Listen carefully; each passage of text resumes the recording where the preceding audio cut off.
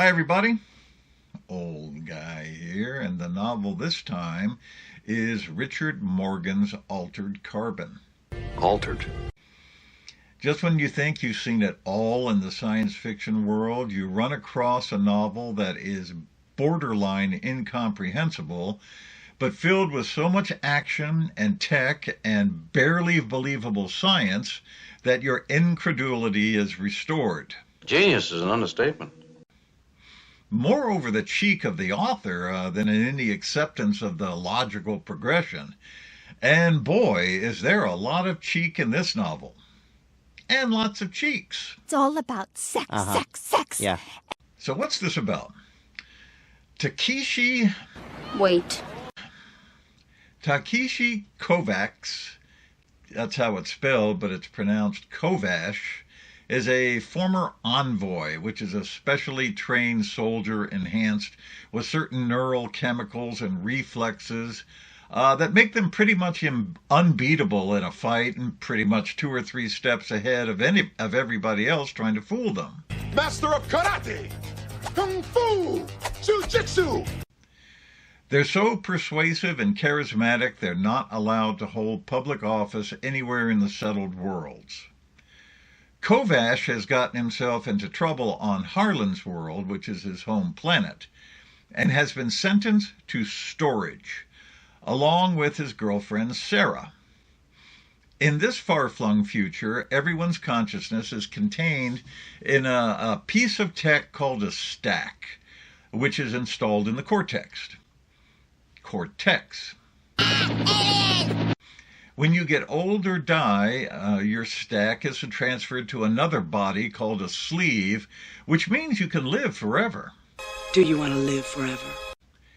Except you still have to go through the entire aging, dying process before re-sleeving, and after a couple of go-rounds, most people opt for permanent storage or even permanent death.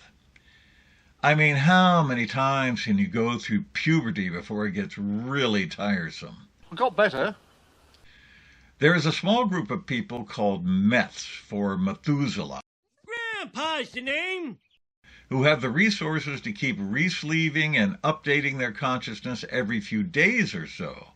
But most people aren't that wealthy, having to settle for an off-the-rack sleeve when the occasion requires. Jesus Christ has returned to Earth. Criminals like Kovash and Sarah are put in cold storage for a number of decades and then decanted when their sentence is over, Carbon polymer. taking their chances with whatever sleeve is available. Kovash, though, is decanted quite early in his sentence and delivered to Earth to help a meth named Lawrence Bancroft find out who murdered him. I'm not dead. Seems Bancroft melted his head, stack included, with a plasma weapon one night in circumstances that look very much like suicide, at least as far as the police, led by Detective Kristen Ortega, believes. Let's not bicker and argue about who killed who. Bancroft had not updated his stack memory for a few days, so he has no idea what happened that night, but points out, quite rightfully, what good did it do to commit suicide when his stack would simply upload to another sleeve a few days later. Logic. I'm sick to death of logic. Which it did. Dismissed as attention-seeking, Bancroft pulls some strings to get an envoy to run his case, one whose continued consciousness depends on keeping Bancroft happy, as well as making sure his girlfriend doesn't end up getting erased. So Kovash takes the case, like he has any choice. I like this job. And then the wild ride gets wilder.